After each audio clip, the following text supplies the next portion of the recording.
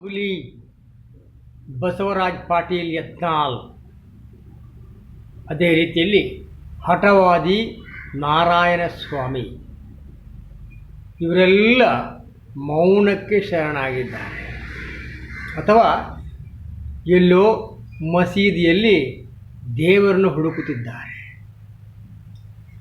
ಅಮಿತ್ ಶಾ ಅಂಬೇಡ್ಕರ್ ಅವರನ್ನು ನಿಂದಿಸಿದಾಗ ಯಾವ ಹಿಂದೂ ಹುಲಿಯು, ಯಾವ ದಲಿತ BJP ನಾಯಕರು ಅಥವಾ ಎಲ್ಲ ಕಾರ್ಯಕರ್ತರು ಮೌನ. ಯಾಕೆ? BJPಯಲ್ಲಿ ದಲಿತರಿಲ್ಲವೇ? CT ರವಿಯವರು ಲಕ್ಷ್ಮೀ ಹೆಬ್ಬಾಳ್ಕರ್ ಅವರನ್ನು ವೇಶ್ಯೆ ಎಂದಾಗಲೂ ಕೂಡ ಎಲ್ಲ BJPಯ ನಾಯಕರುಗಳು, ವಿಶೇಷವಾಗಿ ಸ್ತ್ರೀ ಸಂಕುಲವೇ ಮೌನಕ್ಕೆ ಶರಣಾಗಿದೆ. ಬದಲಾಗಿ CT ರವಿಯವರ ಬೆನ್ನಿಗೆ ನಿಂತಿದ್ದಾರೆ ಎನ್ನುವುದೇ ಆಶ್ಚರ್ಯಕರ. ನಿತ್ಯ ಸುಮಂಗಲೆಯರು ಹಲವರಿದ್ದಾರೆ ಎಂದಾಗಲೂ ಮೌನ. ದೀರ್ಘ ಸುಮಂಗಲಿ ಭವ ಅಥವಾ ದೀರ್ಘ ಸುಮಂಗಲಿಯರು ಎನ್ನುವುದನ್ನು ನಾವು ಕೇಳಿದ್ದೇವೆ. ವಾಸ್ತವವಾಗಿ ಇದೆಲ್ಲವೂ BJPಯ ಸಂಸ್ಕಾರ, ಸಂಸ್ಕೃತಿ ಎನ್ನುವುದು ಜಗಜ್ಜಾಹೀರಾಗಿದೆ. ಮೋರ್ ದೆನ್ ದ್ಯಾಟ್, ಯಾವೊಬ್ಬ ಒಕ್ಕಲಿಗ ನಾಯಕನೂ ಕೂಡ ಮಾತನಾಡಲಿಲ್ಲ.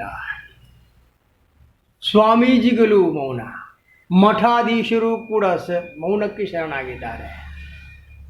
ಮಾರಿಕೊಂಡಂತಹ ಮಾಧ್ಯಮಗಳು ಕೂಡ ಮೌನಕ್ಕೆ ಜಾರಿದೆ.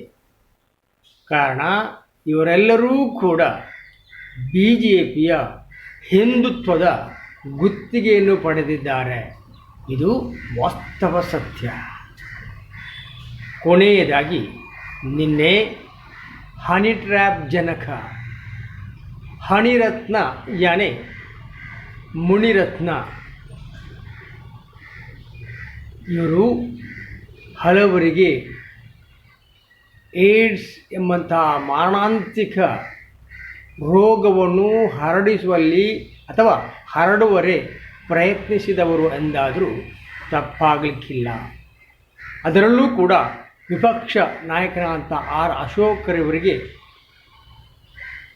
ಇಂಜೆಕ್ಟ್ ಮಾಡಬೇಕು ಎನ್ನುವಂಥ ಹುನ್ನಾರದಲ್ಲಿ ಇದ್ದರು ಎನ್ನುವುದು ಕೂಡ ಸತ್ಯದ ಮಾತು. ಆದರೆ ನಿನ್ನೆ ಅವರ ಶಿರದ ಮೇಲೆ ಎಗ್ ಬಾಂಬ್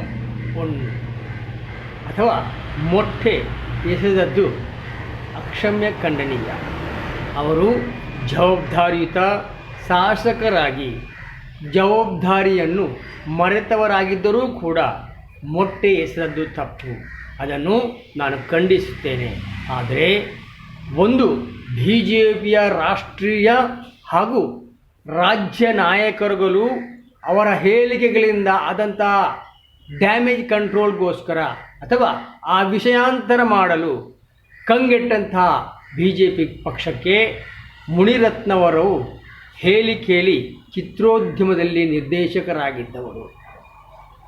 ವಿಷಯಾಂತರ ಮಾಡಲು ಈ ನಾಟಕವಾಡಿದರೆ ಎನ್ನುವುದು ಕೂಡ, ಅಥವಾ ಈ ಕಥೆಯನ್ನೇ ತಾನೇ ನಿರ್ದೇಶಿಸಿ ಇದನ್ನು ಮಾಡಿಸಿದರೆ ಎನ್ನುವಂಥದ್ದು ಕೂಡ ಯಕ್ಷ ಪ್ರಶ್ನೆ.